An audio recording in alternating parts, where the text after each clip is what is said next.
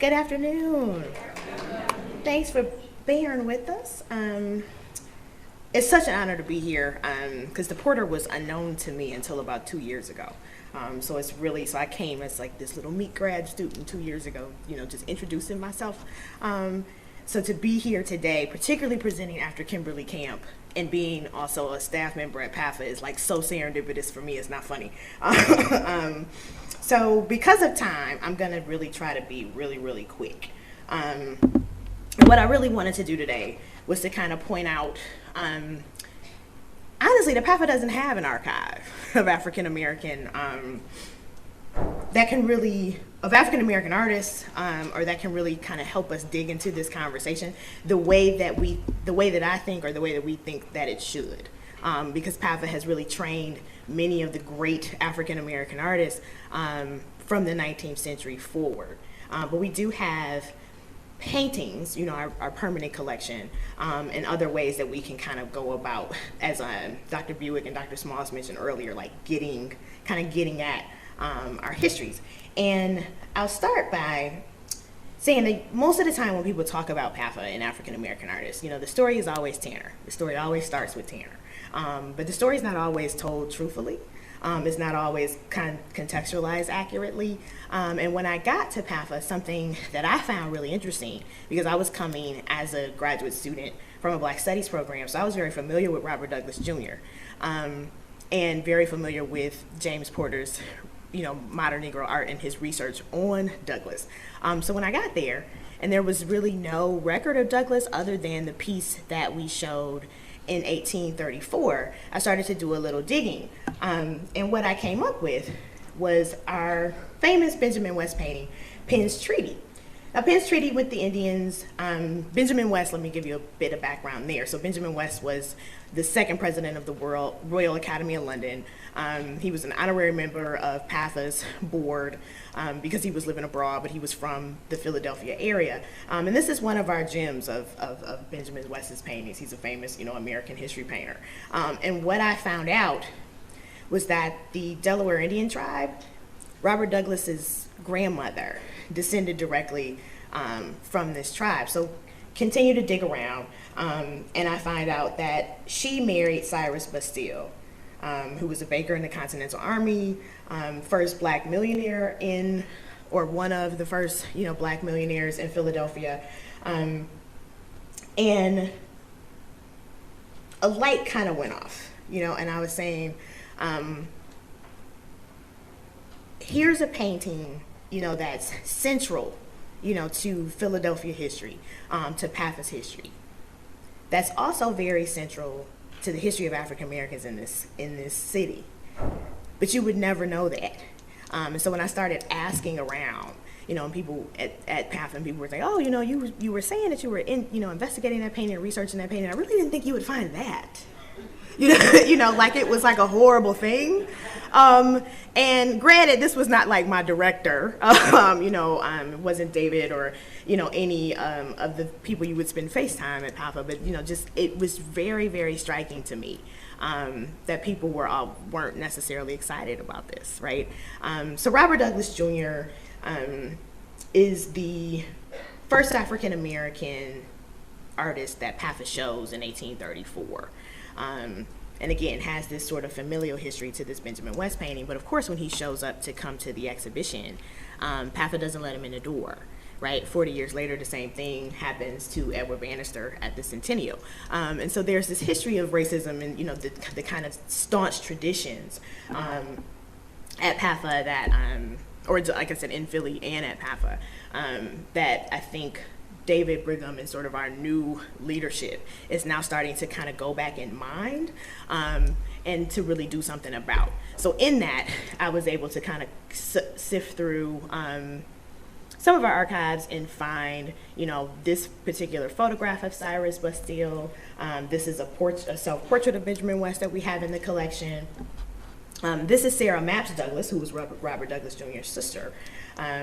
This work is actually at the Philadelphia Library Company, but I include her here because she's very, important to the overall lineage. This is the portrait of James Forten. that's at the Philadelphia Historical Society. And these are just sort of the dots that one can connect between PAFA and the other institutions in the city to maybe, you know, possibly put together a better history of Douglas's life and his career. So we fast forward to the 70s, 1870s, when Tanner starts at PAFA. His piece, Nicodemus, comes into the collection in 1900.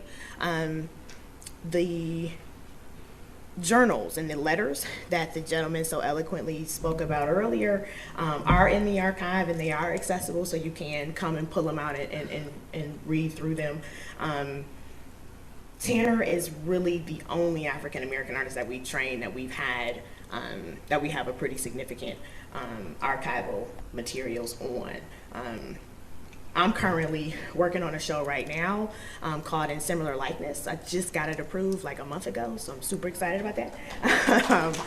Thank you. It looks at May Howard Jackson, Meta Warwick Fuller, Laura Wheeler Warren, and Selma Burke. Though Burke didn't go to PAFA, I included her because she was very, and I'm pitching them or sort of painting this narrative of them as like the quintessential modernists of the early to mid 20th century. And interestingly enough, May Howard Jackson was the first Black woman to attend PAFA. Meta right after her. We don't have any of their works in the collection. We're working on a Laura Wheeler Waring. I got my fingers crossed on that. But I, again, just thought these things were just really problematic. This is just a picture, of Laura and the piece that Brooklyn just acquired. Another sort of small archive that we have is letters and correspondence between PAFA's faculty and what was called the Pyramid Club. And the Pyramid Club was built or established in 1937 by a group of prominent African-American doctors, lawyers, businessmen, and one of those men was Lewis Henry Tanner, who was Henry Ossawa Tanner's nephew. Lewis Henry Tanner II is actually, Lewis Tanner Moore the second is on our exhibitions committee. And the Pyramid Club was, again, a social, civic, engagement social group that established annual exhibitions for African-American artists in Philly. And in conjunction with PAFA faculty at the time, there was an exchange. So the African-American artists that would show at the Pyramid Club would also then subsequently show at PAFA, and then those works would come into the collection. So from 1941 to 1957, our collection of African-American artists grew exponentially. And this is one of our favorites. It's called Yellow Cup by Herbert Howard, who managed the annuals. A next important figure is Louis B. Sloan. He was the first African-American faculty member at PAFA, hired in 1962. Stayed at PAFA for over 40 years, and with Sloan came African-American students like Barclay Hendricks, James Brantley, et cetera. But as soon as Louis retired, the students pretty much went with him. So from his moment of retiring literally until about 10 years ago, I kind of call it PAFA's dark ages because we're nowhere to be found almost. This is Barclay. We do have letters, and we're starting to kind of get some of his papers are trickling in.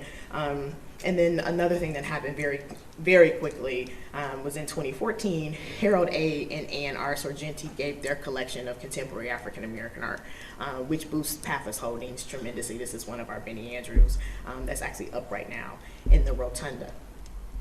Here's a brief look at our most recent exhibition history in the last 5 years. I'm sure many of you saw the Norman Lewis show. PAFA's very, very proud of that show. Everybody really, really is. Ruth just won the Bard Award from the College Art Association for the catalog. So we're really happy about that. And then here are some current statistics for you. So we have 6 Black members on our board, also 1 Asian and 2 South Asian. over 300 works in the permanent collection, and you guys, can read that. But one of the things that I found was really important was Winston and Carolyn Lowe's dedication, as well as our board and David's commitment to making this position that I'm currently occupying a pipeline for Black curators. So for as long as it's funded, it's only for Black curators interested in Black art.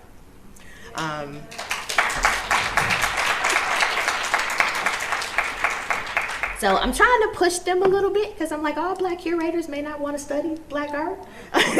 We do like other things. So I'm trying to push them a little bit to kind of widen that up. DDA William, practicing, Haitian American artist, is our new MFA chair, and Brooke Davis Anderson, which we are so psyched about, is our new museum director. And if anybody knows Brooke personally, or if you know anything about her background, even as a white woman, she has been steeped in African American art and the stories of African American art historical narratives.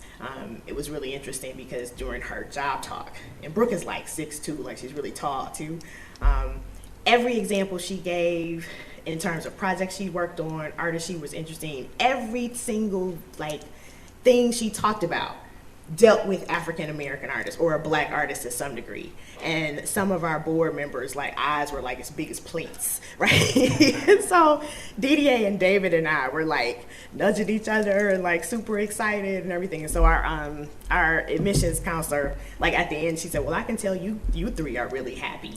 And we really, really are, because it's really a commitment from the top down at a traditional white institution, which is something you don't necessarily see all the time. And it's a place that I'm really happy to be at, because I always say David allows me to just kind of talk about it without the filter, because I can actually say, what the problems are, and not have that kind of pushback or that sit down and shut up, you don't really know what you're talking about, or don't critique the white people, kind of thing. So keep us on your radar. PAFA's really dedicated, to filling the spaces. And as much as we have to, I think, continue to invest in our own institutions and create our own institutions, the Benjamin West, Robert Douglas example, I think, is a really great example of why we need Black scholars in traditionally white institutions.